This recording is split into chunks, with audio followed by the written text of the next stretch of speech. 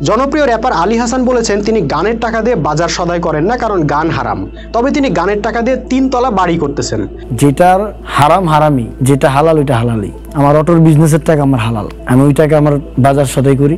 আর মিডিয়ার জগতের টাকা দিয়ে আমি ধরেন বিল্ডিং খিচেই 3 তলা বানাইতেছি। কথা বলছেন। এখন ওই বাড়ি হারাম হবে কিনা সেটা ভিন্ন আলোচনা, ওই আলোচনায় আমি যাব না। আমার প্রশ্ন হলো অন্য জায়গায়। আমি অত্যন্ত সম্মানের সাথে জনাব আলী হাসান ভাইকে যে 2টো প্রশ্ন রাখতে চাই তা হলো, 1, গান যদি হারাম হয় তাহলে নবীজি কেন গান শুনতেন? 2, বাদ্যযন্ত্র যদি হারাম হয় নবীজি কেন দফ বাজানোর নির্দেশ দিতেন? আলী ভাই, আপনি ইচ্ছা হলে গান গাইবেন, ইচ্ছা না হলে গাইবেন না, সেটা আপনার একান্তই ব্যক্তিগত অধিকার। কিন্তু গানকে হারাম বলে রায় দিয়ে দিলেন, কিসের ভিত্তিতে বললেন? কোরআনে পেয়েছেন এমন কোনো কথা, নাকি হুজুরদের ফতোয়া শুনে বলছেন? ভাই, হুজুররা কিন্তু একসময় ইংরেজি শিক্ষাকে হারাম বলতেন, এখন নিজেরা ওয়াজ মাহফিলে ইংরেজি বলেন, ক্যাডেট মাদ্রাসা বানান। কাজে তাদের কথা চোখ বুজে বিশ্বাস করার আগে নিজেও একটু যাচাই করা উচিত ছিল আসলেই গান বাজনা নিয়ে ইসলামের অবস্থান কি। আজকের ভিডিওতে আমরা সেটাই জানার চেষ্টা করব ইনশাল্লাহ। আশা করি দর্শকরা ভিডিওটা শেষ পর্যন্ত দেখবেন। বন্ধুরা, আপনারা পুরো কোরআনে একটা আয়াতও পাবেন না যেখানে আল্লাহ গান বাদ্যকে হারাম করেছেন। আমাদের মাওলানা সাহেবরা অবশ্য অনেক গবেষণা করে কোরআনের একটা আয়াত খুঁজে বের করতে সক্ষম হয়েছেন, সেটা হলো সূরা লোকমানের 6 নম্বর আয়াত। সেখানে আল্লাহ বলেছেন, মানুষের মধ্যে কেউ কেউ আল্লাহর পথ থেকে বিচ্যুত করার জন্য লাহুয়াল হাদিস কিনে নেয়। আমাদের হুজুররা বলতে চাচ্ছেন এই আয়াতে লাহুয়াল হাদিস বলতে আল্লাহ গানকে মিন করেছেন, অথচ লাহুয়াল হাদিসের বাংলা অর্থ হলো অবান্তর কথা, অসার কথা। আল্লাহ নাকি অসার কথা বলে গান বাদ্যকে বুঝিয়েছেন। ভাই, আল্লাহ কি গানের আরবি জানতেন না? নাউজুবিল্লাহ। গান হারাম করা উদ্দেশ্য হলে আল্লাহ গানের আরবি শব্দ গেনা বা নাগমা ব্যবহার করতেন, কিন্তু আল্লাহ তা করেননি। আল্লাহর মুখে আপনারা কথা বসান, আপনাদের সাহস তো কম না ভাই। তাছাড়া এই আয়াতের মানে কি সেটা আপনারা ভালো জানেন নাকি আল্লাহর রসুল ভালো জানতেন? সাহাবীরা ভালো জানতেন। রসুল সাল্লাল্লাহু আলাইহি সাল্লাম তাহলে কেন গান শুনতেন, আর সাহাবীরা কেন দপ বাজিয়ে গান গাইতেন? প্রথমত আপনাকে মনে রাখতে হবে রসুল সাল্লাল্লাহু আলাইহি সাল্লাম কে ছিলেন। তিনি ছিলেন ইতিহাসের সবচাইতে বড় বিপ্লবী মহামানব, যিনি মাত্র 10 বছরে 78টা যুদ্ধ করেছিলেন। কাজেই এত ব্যস্ততার মধ্যে গান শোনার অবসর তিনি খুব একটা পাননি। তারপরও আপনি যদি হাদিস গ্রন্থগুলো খুলে দেখেন, বহু হাদিস পাবেন যেখানে রসুল সাল্লাল্লাহু আলাইহি সাল্লামের সামনে সাহাবীরা গান গেয়েছেন, রসুলকে গান গেয়ে শুনিয়েছেন, আবার কখনো রসুল সাল্লাল্লাহু আলাইহি সাল্লাম নিজেই দপ বাজিয়ে গান গাওয়ার নির্দেশ দিয়েছেন। এসব ঘটনা থেকে 10টা ঘটনা দেখে নেওয়া যাক। সহিহ বুখারী, মুসলিম, আবু দাউদ, নাসাইর হাদিস। মসজিদে নববী নির্মাণের সময়কার স্মৃতি বর্ণনা করতে গিয়ে আনাস রাদিয়াল্লাহু আনহু বলেন, মসজিদ নির্মাণের সময় রসুল সাল্লাল্লাহু আলাইহি সাল্লাম ও তার সঙ্গীরা কর্মসঙ্গীত গাচ্ছিলেন। আয়েশা রাদিয়াল্লাহু আনহা বলেন, আমার অধীনে এক আনসারী মেয়ে ছিল যাকে আমি বিয়ে দিলাম। তখন রসুল সাল্লাল্লাহু আলাইহি সাল্লাম বললেন, হে আয়েশা, বিয়েতে তোমরা কি গান গাইলে না? আনসারী গোত্রের লোকেরা তো গান পছন্দ করে। আনাস রাদিয়াল্লাহু আনহু বলেন, রসুল সাল্লাল্লাহু আলাইহি সাল্লাম বনি নাজ্জার গোত্রের এক মহল্লার পাশ দিয়ে যাচ্ছিলেন। তখন কিছু কিশোরী দপ বাজাচ্ছিল আর বলছিল, আমরা বনি নাজ্জারের কিশোরী, কতই না উত্তম আমাদের প্রতিবেশী মুহাম্মদ সাল্লাল্লাহু আলাইহি সাল্লাম। অতঃপর নবীজি সাল্লাল্লাহু আলাইহি সাল্লাম বললেন, আল্লাহ জানেন আমার হৃদয়ে তোমাদের প্রতি কতটা ভালোবাসা। আয়েশা রাদিয়াল্লাহু আনহা থেকে বর্ণিত হাদিস, রাসূলুল্লাহ সাল্লাল্লাহু আলাইহি সাল্লাম বলেছেন, তোমরা প্রকাশ্যে ঘোষণার মাধ্যমে মসজিদে বিয়ে সম্পন্ন করো এবং তাতে দফ বাজাও। আরেক হাদিসে রসুল সাল্লাল্লাহু আলাইহি সাল্লাম বলেন, বিয়েতে হারাম ও হালালের পার্থক্য হলো দপ বাজানো ও ঘোষণা দেওয়া। এই হাদিস থেকে বোঝা যায় দপ বাজানো বা ঢোল বাজানো ছাড়া বিয়েই হালাল হয় না। রসুল সাল্লাল্লাহু আলাইহি সাল্লাম কোনো এক যুদ্ধাভিযানে যান। তিনি ফিরে এলে এক কৃষ্ণাঙ্গ মেয়ে এসে বলে, হে আল্লাহ রসুল, আমি মানত করেছিলাম যে আপনাকে আল্লাহ তাআলা সহি সালামতে ফিরিয়ে আনলে আপনার সম্মুখে আমি দপ বাজাবো এবং গান করব। রসুল সাল্লাল্লাহু আলাইহি সাল্লাম তাকে বললেন, যদি মানত করে থাকো তাহলে বাজাও। রুবাই রাদিয়াল্লাহু আনহু বলেন, আমার বাসর রাতে রসুল সাল্লাল্লাহু আলাইহি সাল্লাম এসে আমার বিছানায় এমনভাবে বসলেন যেমনটা তুমি বসে আছো। অতঃপর কয়েকটা বালিকা তাদের দপ বাজিয়ে বদর যুদ্ধে শহীদ আমার পিতা ও চাচার সুনাম করছিল। এক পর্যায়ে একটি বালিকা বলল, আমাদের মাঝে এমন একজন নবী রয়েছেন যিনি জানেন আগামীকাল কি হবে। একথা শুনে রাসূলুল্লাহ বললেন, এই কথাটা বর্জন করো, বরং আগে যা বলছিলে তাই বলো। কায়েস বিন সাদ রাদিয়াল্লাহু আনহু বলেন, রসুল সাল্লাল্লাহু আলাইহি সাল্লামের জামানায় যা কিছু ঘটেছে তা আমি দেখেছি। একটি বিষয় অবশ্যই আমি দেখেছি যে রসুল সাল্লাল্লাহু আলাইহি সাল্লামের সময়ে ঈদুল ফিতরের দিন দফ বাজানো হতো। একবার নবীজি মহিলাদের সহ এক সফরে ছিলেন। হুদি গায়ক হুদি গান গাইছিল। উট হাঁকানোর তালে যে গান গাওয়া হয় তাকে হুদি বলে।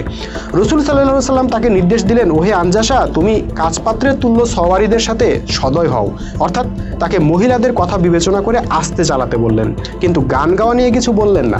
এবার আসুন বিখ্যাত আলেম আল্লামা ইউসুফ আল কারজাভির লেখা ইসলামের হারাম হালালের বিধান গ্রন্থ থেকে একটি হাদিস উল্লেখ করা যাক। মাওলানা আব্দুর রহিমের অনুবাদ করা বইটির 407 পৃষ্ঠায় উল্লেখিত হাদিস। হযরত আয়েশা রাদিয়াল্লাহু আনহা বলেন, তার কাছে কাছে উপস্থিত থেকে দুটি মেয়ে ঈদুল আজহার দিনে গান গাচ্ছিল ও বাদ্য বাজাচ্ছিল। নবী করিম সাল্লাল্লাহু আলাইহি সাল্লাম কাপড় মুড়ি দিয়ে শুয়েছিলেন। এ সময় আবু বকর রাদিয়াল্লাহু আনহু তথায় উপস্থিত হলেন। তিনি মেয়ে দুটোকে ধমকালেন। নবী করিম সাল্লাল্লাহু আলাইহি সাল্লাম তা শুনে মুখের কাপড় খুলে বললেন, হে আবু বকর, ওদের গাইতে দাও, এখন তো ঈদের উৎসবের সময়। আবু বকর রাদিয়াল্লাহু আনহু হয়তো ভেবেছিলেন রাসূল সাল্লাল্লাহু আলাইহি সাল্লাম হয়তো গান বাদ্যের কারণে রেস্ট নিতে পারছেন না, তাই তিনি মেয়েদেরকে ধমক দিয়েছিলেন। কিন্তু রাসূল সাল্লাল্লাহু আলাইহি সাল্লাম প্রতিবাদ করে আবু বকরকেই থামিয়ে দিলেন। প্রিয় বন্ধুরা, এভাবে রেফারেন্স দিতে থাকলে ভিডিওর দৈর্ঘ্য বড় হয়ে যাবে, তাই আমি মাত্র 10টা রেফারেন্স দিলাম। যারা গান হারাম বলেন তারা হাদিসের পাতা থেকে এই ঘটনাগুলো হয় মুছে ফেলেন, আর নইলে নিজেদের মন গড়া ফতোয়া দেওয়া বন্ধ করে দেন। কারণ রসুল গান শুনেছেন, বাদ্য বাজাতে বলেছেন, আর আপনি বলছেন গান বাদ্য হারাম। তো আপনারা কি রসুলের চেয়ে বেশি মুত্তাকি হয়ে গেলেন? দেখেন, এই প্রশ্নের জবাব আপনি নিজেও জানেন। ইসলামের একটা কমন মানদণ্ড হলো অশ্লীলতা হারাম, আল্লাহর নাফরমানি হারাম, মিথ্যাচার হারাম। সুতরাং যে গানে অশ্লীলতার বিস্তার ঘটে, আল্লাহর নাফরমানির প্রকাশ ঘটে ও মিথ্যা কথা প্রচার করা হয়, সেই গান অবশ্যই হারাম। যেমন উপরোক্ত হাদিসে আমরা দেখলাম একটি গানের লাইনে ভুল থাকায় রাসূল সাল্লাল্লাহু আলাইহি সাল্লাম সেই লাইনটা সংশোধন করে দিলেন, কিন্তু তিনি গান গাইতে নিষেধ করলেন না। শুকরের গোশত হারাম বলে তো আপনি গোশতকেই হারাম বলে রায় দিতে পারেন না। গরুর গোশত, মুরগির গোশত তো হালাল। শুধু হারামকে হারাম বলুন, যতটুকু হারাম ততটুকুকেই হারাম বলুন। মনে রাখতে হবে, দিন নিয়ে বাড়াবাড়ি করা আল্লাহর নিষেধ। এই পর্যায়ে আমরা গান বাদ্য নিয়ে কিছু প্রচলিত ভুল ধারণার খণ্ডন করব। যেমন অনেকে মনে করেন গান হারাম, তবে ইসলামী গান হারাম না। ভাই, ইসলামী গান মানে যদি আপনি কেবল হামদ নাত বুঝিয়ে থাকেন তাহলে কিন্তু ভুল হবে। কারণ যে গানে হারাম উপাদান নাই সেটাই ইসলামী গান, ইসলাম সম্মত গান। এই যে র্যাপার আলী হাসান তার গানে গানে বাজারের দ্রব্যমূল্যের ঊর্ধ্বগতি ও ব্যবসার পরিস্থিতি তুলে ধরেছিলেন, সেটা কি অনইসলামিক গান? মোটেও না, কারণ এই গানে না ছিল অশ্লীলতা, না ছিল আল্লাহর নাফরমানি। আবার অনেকে বলেন রাসূল সাল্লাল্লাহু আলাইহি সাল্লাম যেহেতু দফ বাজাতে বলেছেন, কাজে দফ হালাল, কিন্তু অন্যান্য বাদ্যযন্ত্র হারাম। আচ্ছা, দফ যদি হালাল হয় তাহলে অন্যান্য বাদ্যযন্ত্র কি দোষ করলো একটু বলেন তো? বাদ্যযন্ত্র তো একটা যন্ত্র মাত্র, এগুলো আবার হারাম হালাল হয় কেমনে? একটা চাকু যখন ছিনতাইকারীর হাতে পড়ে তখন সে মানুষকে জখম করে, আবার যখন ডাক্তারের হাতে পড়ে ডাক্তার রোগীর জীবন বাঁচায়। চাকুকে কি হারাম বলা যায়? 1400 বছর আগে আজকের মতো আধুনিক বাদ্যযন্ত্রের আবিষ্কার হয় নাই, তখন সহজলভ্য বাদ্যযন্ত্র বলতেই ছিল দফ। কাজে সাহাবীরা সেটাই ব্যবহার করেছেন। এই যুগে আপনি এই যুগের বাদ্যযন্ত্র ব্যবহার করবেন, অসুবিধা কি? সাহাবীরা উটের পিঠে চলাফেরা করতেন বিধায় কি আপনি বলবেন কেবল উটের পিঠে চড়া হালাল আর বাস ট্রেনে চলাচল করা হারাম? কেউ কেউ আবার একথাও বলেন হাদিসে কিশোরীদের গান গাওয়ার কথা আছে, কাজে বড়দের গান হারাম। ভাই, রাসূল সাল্লাল্লাহু আলাইহি সাল্লাম নিজে গান শুনেছেন, তিনি তো প্রাপ্তবয়স্ক ছিলেন। যে কাজ অন্যদের জন্য হারাম সেটা কি রাসূল সাল্লাল্লাহু আলাইহি সাল্লাম নিজে করতে পারেন? নাউজুবিল্লাহ। এছাড়া গান হারামের দলিল হিসেবে জাল হাদিসও তুলে ধরা হয়। যেমন এক হাদিসে পাওয়া যায় রাসূল সাল্লাল্লাহু আলাইহি সাল্লাম বাঁশির আওয়াজ শুনে কানে আঙ্গুল দিয়েছিলেন। বাঁশির আওয়াজ দূরে চলে গেলে তিনি কানের আঙ্গুল সরান। এই হাদিসের দুটি ব্যাখ্যা হতে পারে। নিশ্চয়ই সেই বাঁশির আওয়াজে প্রচণ্ড শব্দদূষণ হচ্ছিল বিধায় রাসূল সাল্লাল্লাহু আলাইহি সাল্লাম স্বাস্থ্যগত কারণে কানে আঙ্গুল দিয়ে রেখেছিলেন। অথবা এই হাদিসটি একটা জাল হাদিস, কারণ রাসূল সাল্লাল্লাহু আলাইহি সাল্লাম ছিলেন রাষ্ট্রীয় কর্তৃপক্ষ। কোনো ব্যক্তি প্রকাশ্যে হারাম কাজ চালিয়ে যাচ্ছেন আর রাসূল সাল্লাল্লাহু আলাইহি সাল্লাম তাকে না থামিয়ে, তার শাস্তি বিধান না করে উল্টো নিজেই কানে আঙ্গুল দিয়ে দাঁড়িয়ে থাকছেন, এটা রাসূলুল্লাহর শানের সঙ্গে, চরিত্রের সঙ্গে ও দায়িত্বের সঙ্গে যায় না। যিনি শিরক কুফরের বিরুদ্ধে জীবন বাজি রেখে যুদ্ধ চালিয়ে যাচ্ছেন, তিনি সামান্য বাঁশির আওয়াজকে প্রতিহত করতে পারছেন না, এটা কি যুক্তিসঙ্গত? আমি জানি মুসলমানদের মধ্যে এমনও মানুষ আছেন যারা এই ভিডিওটা দেখে মন্তব্য করবেন, ভাই যদি হালালও হয় তারপরও কি দরকার গান বাজনার? গান না শুনে একটু কুরআন তেলাওয়াত করলেও তো সওয়াব হয়। মানুষকে গান বাজনা করানোর জন্য আপনি এত উঠে পড়ে লেগেছেন কেন? তাদের জবাবে আমি শুধু এতটুকুই বলবো, ভাই মানুষ শুধু দেহ না, তার একটা আত্মাও আছে। এরা গরু ছাগল না যে শুধু আহার বিহার আর দৈহিক ভোগ নিয়ে ব্যস্ত থাকবে। তার আত্মারও খোরাক দরকার, চিত্ত বিনোদনের ব্যবস্থা দরকার। মানুষের সাংস্কৃতিক জীবনকে আপনি চাইলেই অস্বীকার করতে পারবেন না ভাই। মানুষের মনকে আল্লাহ শিল্প, সংস্কৃতি, সঙ্গীতের অনুরাগী করে সৃষ্টি করেছেন। গান না শুনে, সিনেমা না দেখে, নাটক না দেখে, উপন্যাস না পড়ে, ছবি না এঁকে, কেবল ওয়াজ শুনে হয়তো আপনি আপনার জীবন পার করে দিতে পারবেন, কিন্তু আপনার সন্তানরা কি পারবে? তার সন্তানরা কি পারবে?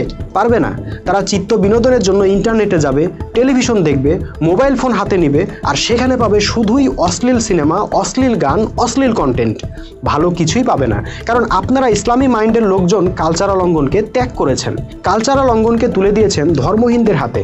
এখন তারা বিনোদনের নামে অশ্লীলতার প্রসার ঘটাচ্ছে, আর আপনার সন্তানরা সেই অশ্লীলতায় ভেসে যাচ্ছে। কিন্তু আপনি যদি মানব প্রবৃত্তিকে অস্বীকার না করে শিল্প, সংস্কৃতি, সাহিত্যের এমন পরিবেশ তৈরি করতে পারতেন যেখানে গান থাকবে, বাদ্য থাকবে, সিনেমা থাকবে, সাহিত্য থাকবে, আর্ট থাকবে, সব থাকবে, কিন্তু অশ্লীলতা থাকবে না, মিথ্যাচার থাকবে না, শিরক কুফর থাকবে না, তাহলে আপনার বংশধর একটা নিরাপদ কালচারাল পরিবেশ পেত। তাকে বিনোদনের জন্য অশ্লীল জিনিস দেখতে হতো না। গান হারামের ফতোয়া তো হাজার বছর ধরেই আমাদের আলেমরা দিয়ে আসছেন। তাতে আমাদের মুসলিম সমাজে একদিনের জন্যও কি গান বাদ্য বন্ধ থেকেছে? উল্টো ওয়াজের বক্তারাই হিন্দি গানের সুর নকল করে প্যারোডি গেয়ে শোনাচ্ছেন। মাদ্রাসার ছাত্রদের মোবাইল ফোনেই অশ্লীল ভিডিও পাওয়া যাচ্ছে। এসব ফতোয়াবাজি কোনো কাজের জিনিস না ভাই। আসুন আমরা অহেতুক ফতোয়াবাজি বন্ধ করে এমন একটা সাংস্কৃতিক পরিবেশ তৈরি করি যেখানে চিত্ত বিনোদনের সকল সুযোগই থাকবে, শুধু থাকবে না অশ্লীলতা ও ক্ষতিকর উপাদান। আলী হাসান ভাই গানের উপার্জনকে হারাম মনে করেন, তাই তিনি হারাম ভক্ষণ হবে এই ভয়ে গানের টাকা দিয়ে বাজার সদাই করেন না। ভাই নিজের সাথে এই ছলনা কতদিন করবেন? এই ছলনার তো দরকার নাই। যে গান মানুষকে নির্মল বিনোদন দেয়, যে গান মানুষের কথা বলে, মানবতার কথা বলে, সত্যের কথা বলে, আপনি সেই গান গাইতে থাকুন না। ওই গান আল্লাহর কাছে ইবাদত হিসেবে কবুল হবে, আর সেই গানের উপার্জনও হালাল হবে। শুধু ওয়াজ করলেই ইসলামের উপকার হয় এই ধারণা ভুল। মুসলিম যুব সমাজকে সুন্দর একটা গান উপহার দেওয়াও ইসলামের জন্য অনেক কল্যাণ বয়ে আনতে পারে। বন্ধুরা, ভিডিওটি কেমন লাগলো তা অবশ্যই মতামত জানাবেন। আজকের ভিডিও এখানেই শেষ করতে চাই। আজকের ভিডিওটি নিয়ে আপনাদের সুচিন্তিত মতামত জানাতে আমাকে ফেসবুক পেজে ইনবক্স করতে পারেন অথবা ভিডিওর কমেন্ট বক্সেও মতামত জানাতে পারেন। পরবর্তী ভিডিও দেখার আমন্ত্রণ জানিয়ে আজকের মতো এখানেই বিদায় নিচ্ছি। সবাইকে সালামু আলাইকুম ওয়া রাহমাতুল্লাহি ওয়া বারাকাতুহু।